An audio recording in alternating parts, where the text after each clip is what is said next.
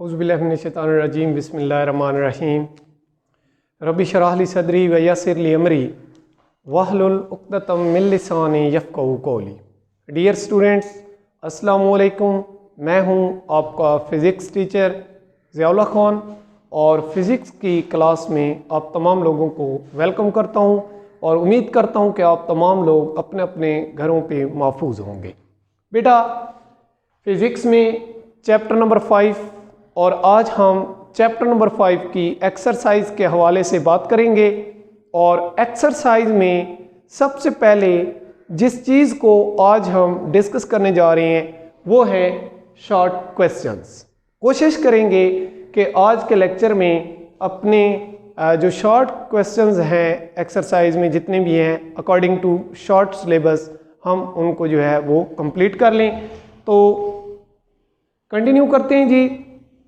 पहला जो short questions हमारे पास है वो है explain the difference between tangential velocity and the angular velocity if one of these is given for a wheel of non radius, how will you find the others. हाँ जी, तो ये आपके पास जो है पहला शॉर्ट क्वेश्चन है।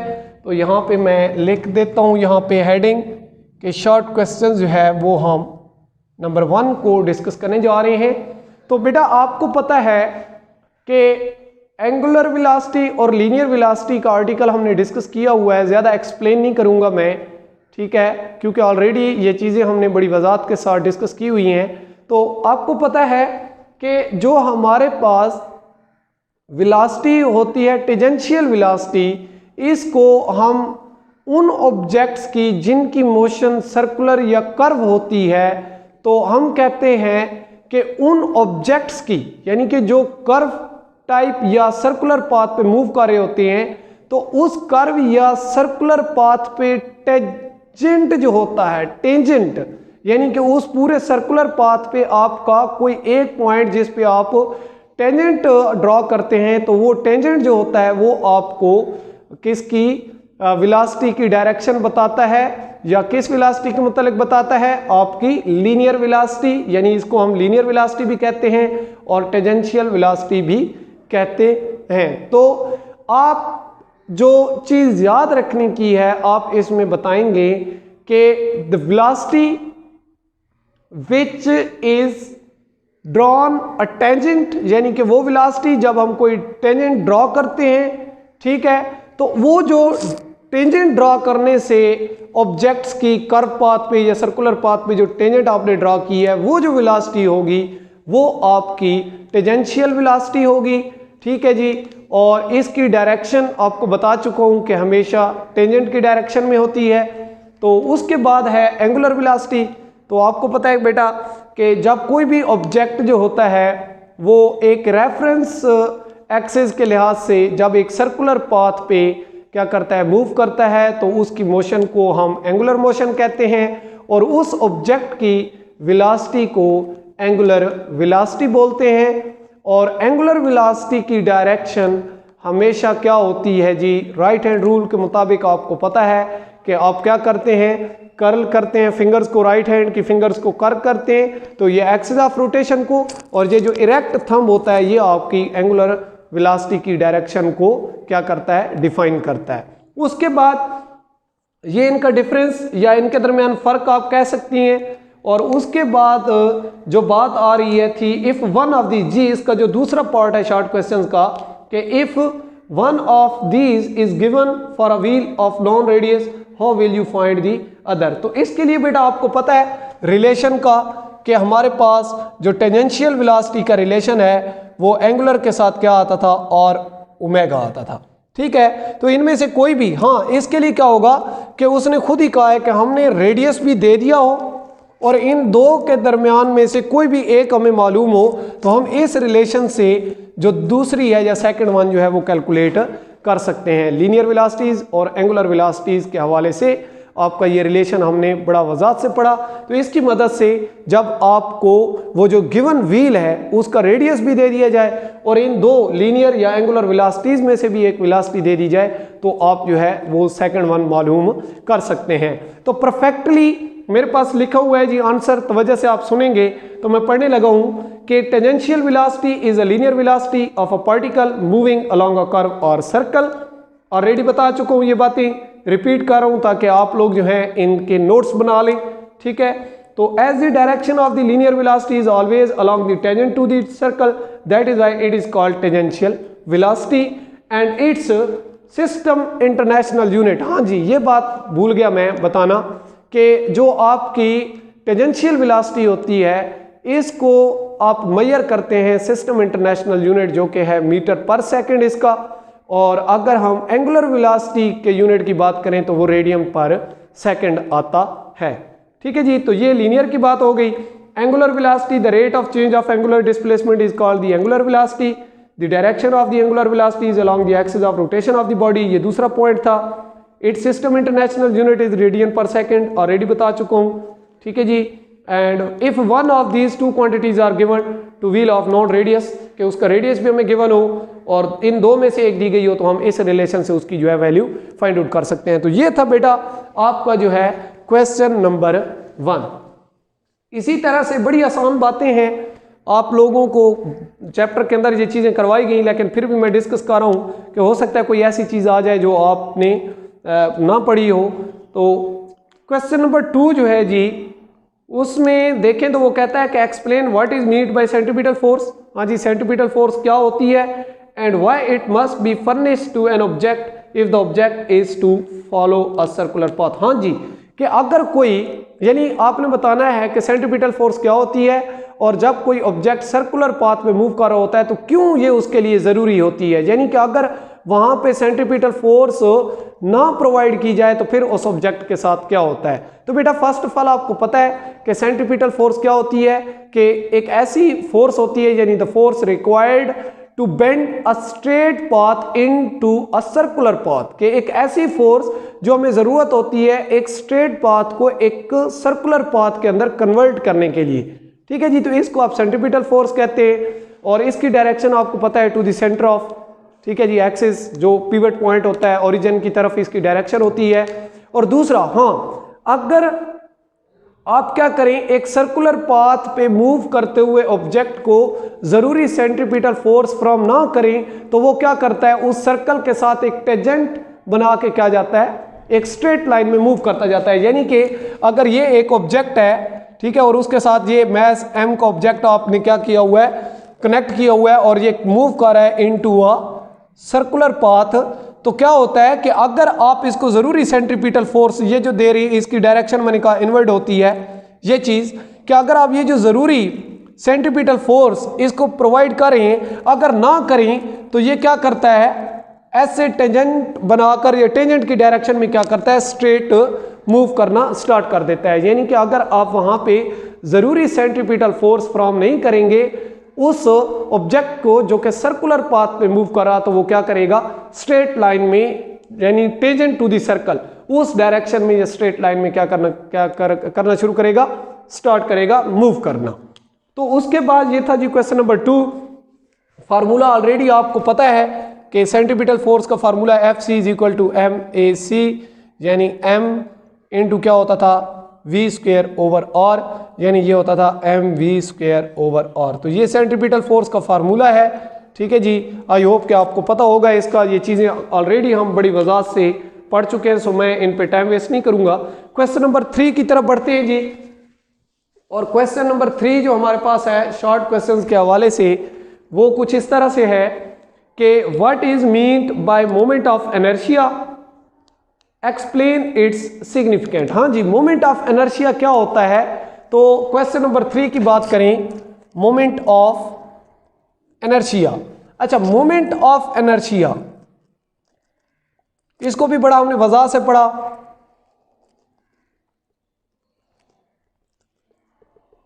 बेटा मोमेंट ऑफ इनर्शिया दरअसल जिसको आप आई से रिप्रेजेंट करते थे इस तरह से, ठीक है, आप कहते हैं कि सर ये प्रोडक्ट होता है किसका, पोजीशन वेक्टर r का, और जो परपेंडिकुलर डिस्टेंस होता है, ठीक है, उसका। यानी कि इस का ये चीज, यानी कि जिसको लीनियर मोमेंटम भी आप बोलते थे, इस चीज को आप क्या बोलते हैं, सॉरी, यहाँ से मैं एंगुलर मोमेंटम की तरफ जा रहा हूँ, मिस्टेक हो रही थी। हाँ जी, तो आप कहते हैं कि सर यहाँ पे मोमेंट ऑफ इनर्शिया जो आई होता है वो इक्वल टू होता है m, यानी mass of the particles multiply by it's distance. कौन सा डिस्टेंस? जो कि उसका पिवट पॉइंट से होता है। पिवट पॉइंट से सरकमफ्रेंस तक का फासला जो होता है उसको रेडियस भी बोलते हैं, डिस्टेंस भी बोलते हैं। तो उसके स्क्वायर के, यानी m और स्क्वायर भी इसको आप क्या है, m और स्क्वायर। तो ये आप क्या कहते हैं, इस चीज को मोमेंट ऑफ इनर्शिया कहते हैं जी। और इसी तरह से अगर हम इसके यूनिट की बात करें तो मास का यूनिट किलोग्राम होता है और रेडियस का यूनिट मीटर होता है। तो रेडियस स्क्वायर है तो metre square, kilogram metre square इसका यूनिट है और रिलेशन आपके सामने, ठीक है जी। तो ये आपके पास मोमेंट ऑफ इनर्शिया हो गया। उसके बाद क्या कहते हैं, हाँ, एक्सप्लेन इट्स सिग्निफिकेंट। हाँ जी, सिग्निफिकेंस इसकी क्या है जी, इफादियत इसकी अगर बताएं मोमेंट ऑफ इनर्शिया की, तो पहले तो आपने टॉपिक के अंदर भी बेटा डिस्कस किया हुआ है कि मोमेंट ऑफ इनर्शिया दरअसल एंगुलर मोशन हो या जब कोई मास लीनियर मोशन शो कर रहा हो तो वहां पे सेम रोल परफॉर्म करता है। यानी मोमेंट ऑफ इनर्शिया क्या करता है, सेम रोल प्लेज करता है when objects in angular motion और इन अ लीनियर मोशन। इन दोनों मोशंस में आपका मोमेंट ऑफ इनर्शिया जो है रोल सेम प्ले करता है। एक इसका ये फायदा हो गया। दूसरा जो इसका सबसे बड़ा फायदा है कि ये हमारे पास एंगुलर एक्सेलरेशन को फाइंड आउट करने के लिए भी हेल्प्स करता है, यानी कि it helps to find the angular acceleration of a body. ठीक है जी, तो ये आपका क्वेश्चन नंबर 3 था जिसके अंदर हमने सिग्निफिकेंस भी बताया और उसकी डेफिनेशन भी बताई। डेफिनेशन इसकी फिर बोल रहा हूं जी, क्या डेफिनेशन बनेगी कि the product of mass of the particles and square of its perpendicular distance from the axis of rotation is called moment of inertia. तो ये था क्वेश्चन नंबर 3। बेटा थोड़ा सा तेज में पढ़ा रहा हूं, आपको पता है इस वजह से कि ये चीज़ें ऑलरेडी हमने पूरे चैप्टर के अंदर यही डिस्कस करते आए हैं और अभी तक कोई नई चीज़ नहीं आई, तो इस वजह से मैं टाइम वेस्ट नहीं करना चाह रहा। इन चीज़ों को जल्दी जल्दी से जो है वो ख़त्म करने की कोशिश करते हैं क्योंकि अभी बहुत सा काम जो है वो बाकी है। तो क्वेश्चन नंबर 4 जो है शॉर्ट क्वेश्चंस के हवाले से उसको देख लेते हैं जी।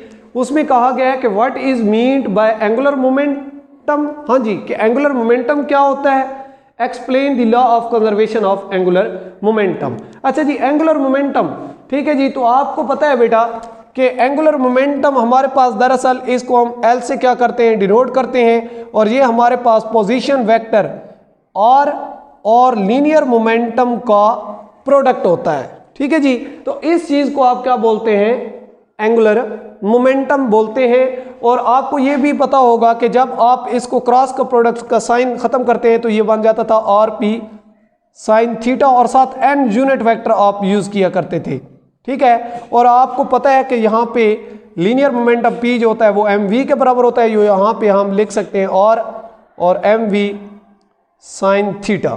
ठीक है, तो ये इसको हम एम वी और साइन थीटा भी कह सकते हैं। अच्छा, एक और मजे की बात आपको बताता चलूं कि जब कोई भी ऑब्जेक्ट क्या कर रहा होता है, सर्कुलर पाथ पे मूव कर रहा होता है, यानी ऐसे, तो इसका जो रेडियस होता है वो इसकी टेंजेंशियल वेलोसिटी के क्या होता है, परपेंडिकुलर होता है। तो यहां से हम इसका जो थीटा है उसकी वैल्यू लेते हैं एम वी और साइन थीटा यानी साइन 90 डिग्री, तो ये 1 प्रोड्यूस होता है। तो ये एम वी और यहाँ से भी एंगुलर मोमेंटम की ये वैल्यू भी आपको पता है, और यहाँ से फिर ये भी आपको पता होगा कि v जो होता है दरअसल हमारे पास ये और ओमेगा के बराबर होता है। सो इसके अंदर जब वैल्यू पुट करते हैं v की जगह पे तो L is equal to M into V की जगह पे और ओमेगा और साथ और उसी तरह से, तो ये हमारे पास m और का स्क्वायर ओमेगा, यानी कि ये हमारे पास एंगुलर मोमेंटम, इस चीज को हम कहते हैं एंगुलर मोमेंटम कहते हैं। तो ये इसका पहला।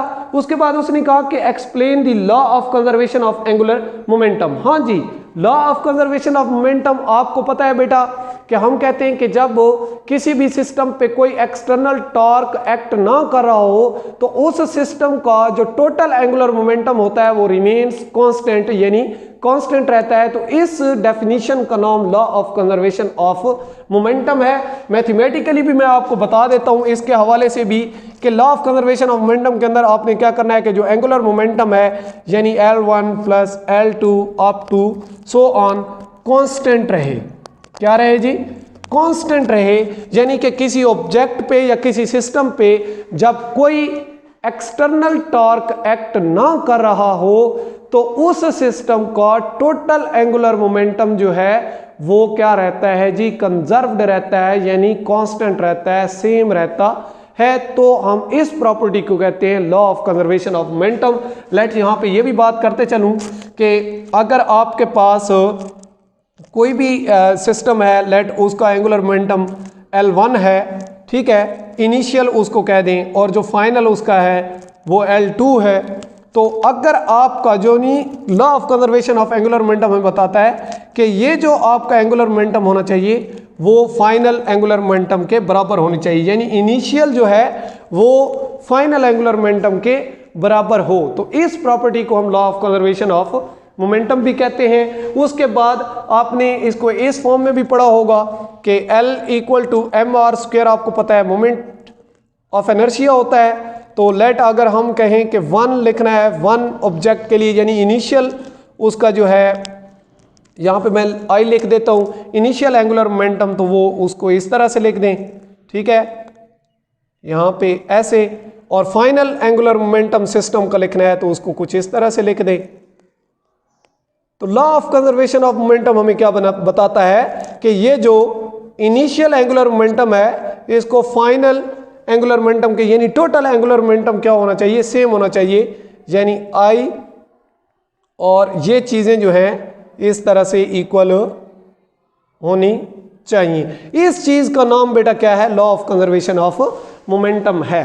तो ये angular momentum, sorry, law of conservation of angular momentum. तो ये था आपका क्वेश्चन नंबर 4। अब इसके अंदर थोड़ी सी बात आई समझाने वाली, तो मैंने कोशिश की कि आपको कंप्लीटली जो है वो समझा दूं। हालांकि हमने law of conservation of angular momentum का आर्टिकल भी डिस्कस किया हुआ है। अच्छा जी, उसके बाद हमारे पास जो आता है शॉर्ट क्वेश्चंस वो है जी show that orbital angular momentum. हाँ जी, आपने क्या करना है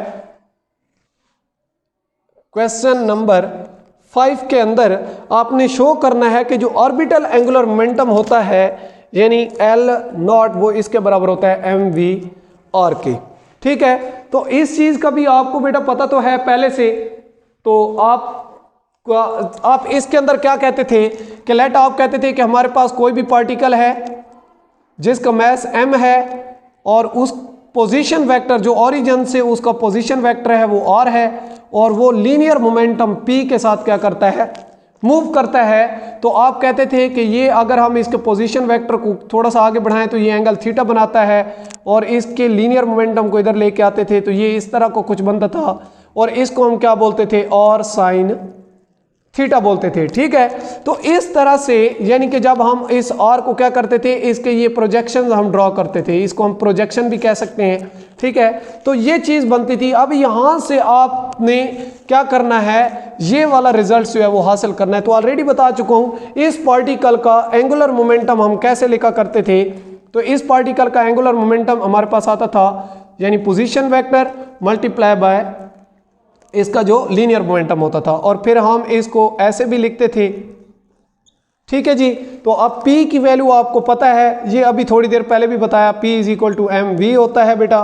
तो यहाँ पे आ जाएगा r, और P की जगह पे लीनियर मोमेंटम की जगह पे mv और साइन थीटा। फिर यहाँ पे बता रहा हूँ वही बात आ रही है कि अगर कोई ऑब्जेक्ट जो है लेट वो ऐसे सर्कुलर पाथ पे मूव कर रहा है, तो किसी भी सर्कुलर के पॉइंट पे यानी सर्कुलर पाथ के किसी भी पॉइंट पे अगर आप टेंजेंट गिराएं तो वो टेंजेंशियल वेलोसिटी फ्रॉम करता है, और वो टेंजेंशियल वेलोसिटी या टेंजेंट जो होता है वो आर के क्या होता है?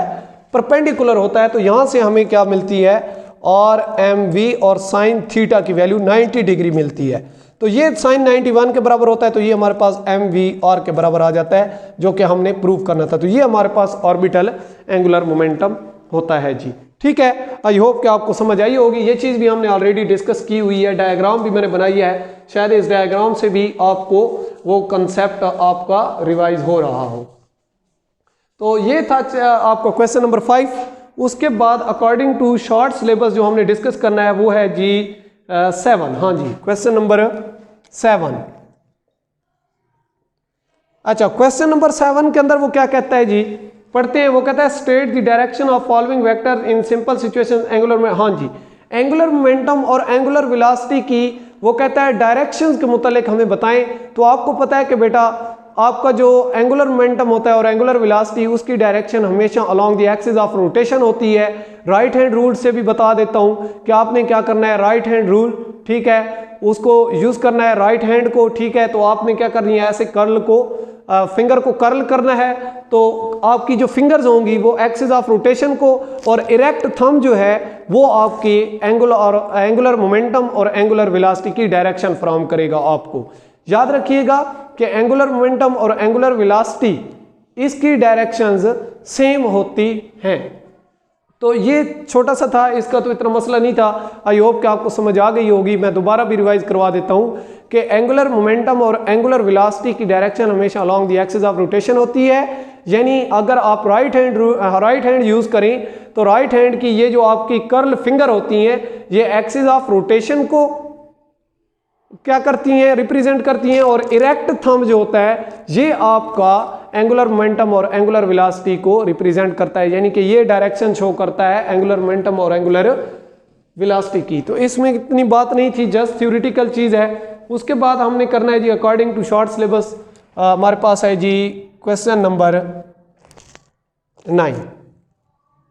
अच्छा, क्वेश्चन नंबर 9 के अंदर पढ़ते हैं जी, क्या कहता है कि हाँ ये बड़ी अहम चीज आ रही है, when mud flies off the tyre of a moving bicycle in what direction does it fly, explain. हाँ जी, इसमें क्या है, वो कहता है कि आपके पास क्या है कि कोई गीली मट्टी पड़ी है जी, जैसे मड आपको पता है, तो वहां से अगर आप एक बाइसाइकिल जो है वो गुजारते हैं तो क्या होता है कि जब वहां पे सवाल समझें कि mud flies off the tyre of a moment, तो उसके साथ जो मट्टी मतलब लगती है टायर के साथ, तो वो जब गिरती है तो किस डायरेक्शन में गिरती है, यानी कि वो जब टायर से क्या करती है, मूव करके दूर जाएगी तो किस डायरेक्शन में जाएगी।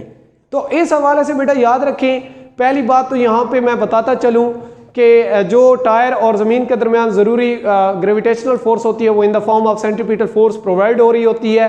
अगर आप बाईसाइकिल को स्लो स्पीड के साथ वहाँ से गुजारेंगे तो आपकी जो मड फ्लाइज हैं वो हो सकता है ज़्यादा मिकदार में ना मूव करें, यानी कि वो टायर से ऑफ ना हो। लेकिन जब आप ज़्यादा स्पीड के साथ गुजरते हैं तो वो ज़्यादा मट्टी जो होती है वो पीछे की तरफ क्या कर रहा होता है, फेंक रहा होता है टायर, ठीक है। तो इसका मतलब ये होता है बेटा कि आपको पता है टायर ने सर्कुलर पाथ में मूव करना है, और हम पढ़ चुके हैं कि अगर एक चीज़ सर्कुलर पाथ में मूव कर रही है तो इसका मतलब है वहाँ पे उसके पास ज़रूरी सेंट्रीपिटल फोर्स मौजूद होनी चाहिए, तब वो सर्कुलर पाथ में मूव कर सकती है। और अगर वहाँ पे ज़रूरी सेंट्रीपिटल फोर्स प्रोवाइड ना हो, यानी कि ये समझ लें कि ये ऑब्जेक्ट ऐसे मूव कर रहा है in the form of circular path, ठीक है, तो यहाँ पे जो इसको सेंट्रीपिटल फोर्स फ्रॉम हो रही है, लेट अगर ना मिले तो क्या होगा, इस सर्कल पे एक टेंजेंट की डायरेक्शन में ये क्या कर देगा, अगर ऐसे मूव कर रहा है तो इस तरफ मूव कर जाएगा, अगर इस तरफ मूव कर रहा है तो ये इधर गिर जाएगा। यानी कि वो जो ऑब्जेक्ट है जो सर्कुलर पाथ में मूव कर रहा था, अगर उसको वहां पे जरूरी सेंट्रीपिटल फोर्स या फोर्स ऑफ एडिसिव, इसको एडहेसिव फोर्स भी बोलते हैं या अट्रैक्शन की फोर्स भी बोलते हैं, वो फोर्स अगर इसको वहां पे फ्रॉम ना हो, प्रोवाइड ना की जाए, तो ये इन अ स्ट्रेट लाइन क्या करता है, मूव करना स्टार्ट कर देता है। तो वो उसने पूछा है कि जब टायर से क्या होती है, मड यानी वो जो मट्टी है वो क्या करती है, ऑफ करती है, फ्लाई ऑफ करती है, यानी कि उसको छोड़ के दूर जाती है या उसको टायर फेंक देता है, तो वो किस डायरेक्शन में जाएगी, तो आप कह सकते हैं कि वो इन अ स्ट्रेट लाइन क्या करेगी, मूव करेगी।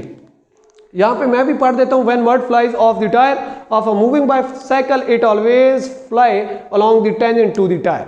जो टायर है उसके टेंजेंट की डायरेक्शन में क्या करेगी, वो मूव करके जाएगी, ठीक है जी।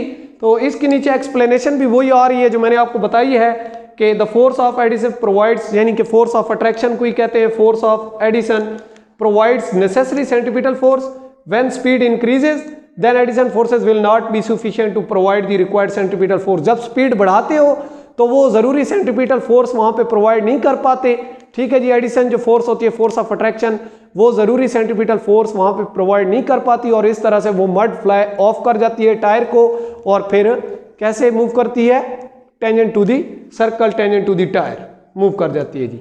तो ये था आपका 5.9 यानी कि क्वेश्चन नंबर 9, ठीक है जी। बड़ा इंपॉर्टेंट था ये, इंफॉर्मेटिव, ये नई बात मेरे ख्याल में अभी तक शॉर्ट क्वेश्चंस में हमारी आई है। पहले तो हमने जो भी टॉपिक हमने डिस्कस किए हैं उसी कोई स्ट्रेट फॉरवर्ड जो है उसने हमसे पूछा है। 5.10 की बात करें अपना, यानी कि क्वेश्चन नंबर शॉर्ट क्वेश्चंस के हवाले से 10 पे हम पहुंच गए। तो उसकी बात करें तो वो कहता है कि a disk and a hoop start moving down from the top of an inclined plane at the same time.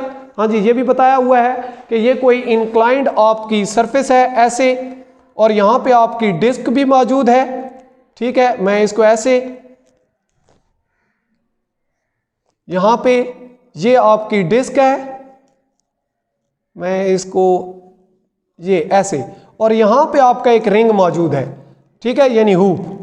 तो ये दोनों चीज़ें एक सेम पोजीशन पे पड़ी हैं और सेम टाइम में वो क्या करवाता है, इसको मूव करवाता है। तो उसने क्या कहा है कि which one will be moving faster on reaching the bottom. हाँ जी, जब ये यहां तक पहुंचेंगी, इस सिचुएशन में पहुंचेंगी, तो कौन सी पहले पहुंचेगी, यानी कौन सी तेजी के साथ मूव करेगी। तो बेटा याद रखिएगा कि आपको पता है कि इनकी वेलोसिटीज को डिस्कस करने के लिए हमने फार्मूलाज कुछ पढ़े थे, और वो फार्मूलाज फॉर डिस्क किस तरह था, यानी डिस्क के लिए वो था 4GH डिवाइडेड बाय 3, ठीक है। और इसी तरह से हुप के लिए ये था GH का स्क्वायर रूट। अब बेटा देखें, इसकी GH और GH यहां तक ये फैक्टर तो इक्वल आ रहा है, लेकिन साथ 4 के मल्टीप्लाई हो रहा है, यानी यहां से भी आपको नजर आ रहा होगा कि ये देखें, अगर 4 का स्क्वायर रूट लिया जाए तो 2 आता है, यानी कि ये वन टाइम, मैं इसको मजीद सॉल्व करके दे देता हूं आपको, ठीक है। ऊपर वाले का अलग से ले लेते हैं 4GH और डिवाइडेड बाय 3 का जज़र, ठीक है। तो ये चीज़ हमारे पास बन जाएगी किसके, यानी 4 का स्क्वायर रूट क्या होता है 2 और GH का उसी तरह से। ये चीज़ मैं आपको समझाने की कोशिश कर रहा था कि ये चीज़ इसके सेम आ रही है, लेकिन जो 2 टाइम ज़्यादा हो गया, ये मतलब 2 टाइम, यहाँ से आप ये अंदाज़ा लगा सकते हैं कि जो डिस्क है वो ज़्यादा स्पीड के साथ मूव करेगी as comparison to the hoop. और सबसे अहम बात बेटा आपको पता है कि जो डिस्क है और जो हुप है, इनके मुतल्लिक अगर उसने बात की है तो मैं भी कर देता हूं, ठीक है। हाँ, moment of inertia of disc is smaller than the moment of inertia of hoop, कि डिस्क का जो मोमेंट ऑफ इनर्शिया होता है वो स्मॉल होता है और मोमेंट ऑफ इनर्शिया हुप का देखें तो वो ज़्यादा होता है। तो जिस चीज़ का मोमेंट ऑफ इनर्शिया कम हो तो उसकी स्पीड ज़्यादा होती है, ये हमने आर्टिकल के अंदर भी डिस्कस किया हुआ है। तो इस वजह से हम यहाँ पे कहेंगे कि जो डिस्क है वो बॉटम पे ज़्यादा फास्टर मूव करके पहले पहुँच जाएगी।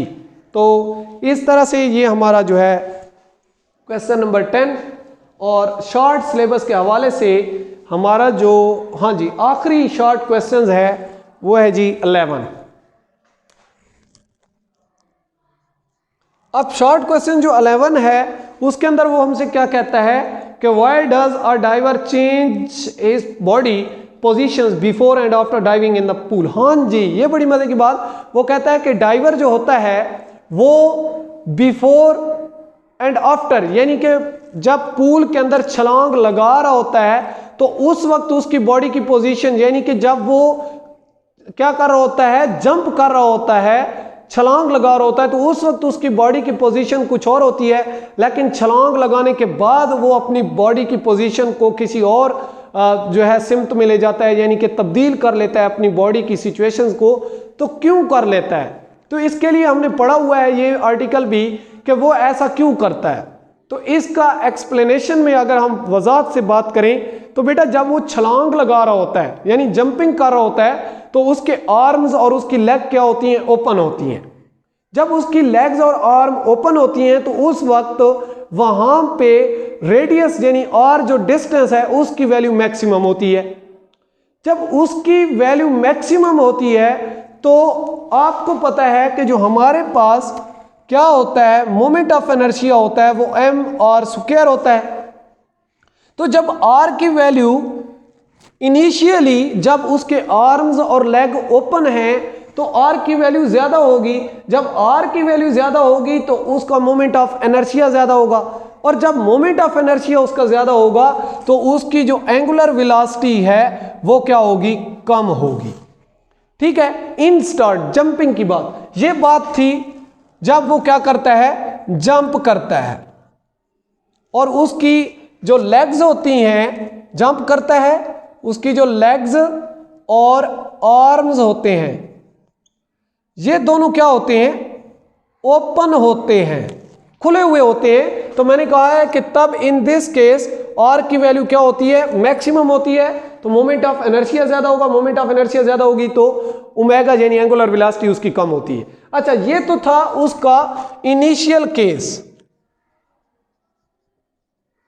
या इनिशियल उसकी सिचुएशन। अच्छा, जब वो क्या करता है, जंप कर लेता है, तो उसके बाद वो क्या करता है, अपनी बॉडी को फिर तब्दील करता है, यानी कि अपनी बॉडी की पोजीशन को तब्दील कर लेता है। कैसे कि अपनी लेग्स को भी और आर्म्स को भी क्या कर लेता है, क्लोज कर लेता है। अब वो क्यों करता है क्लोज, ताकि वो मैक्सिमम यानी पूल में जाने से पहले मैक्सिमम समरसॉल्ट्स हासिल कर ले, यानी मैक्सिमम नंबर ऑफ समरसॉल्ट्स हासिल करने के लिए वो डाइवर जो है वो अपनी बॉडी की पोजीशंस को चेंज करता रहता है। तो ये आंसर है। और फाइनल इसका भी बताता चलूं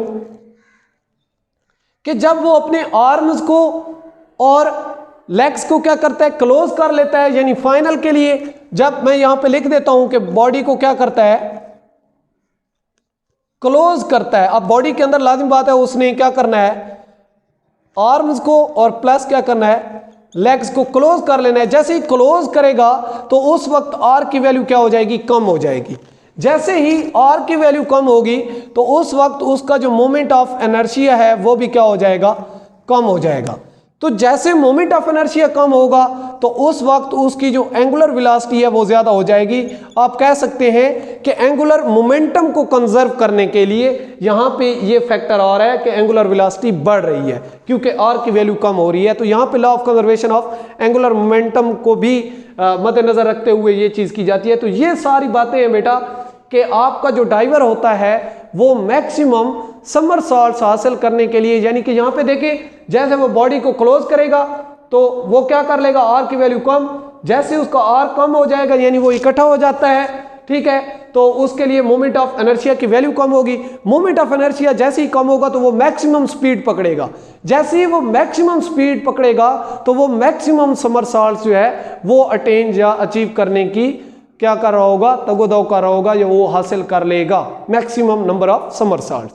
तो ये बेटा आज तक इतना ही, उम्मीद करता हूँ वो आपको समझ आई होगी। आज हमने चैप्टर नंबर 5 की एक्सरसाइज के हवाले से बात की और उसमें हमने शॉर्ट क्वेश्चंस को डिस्कस किया।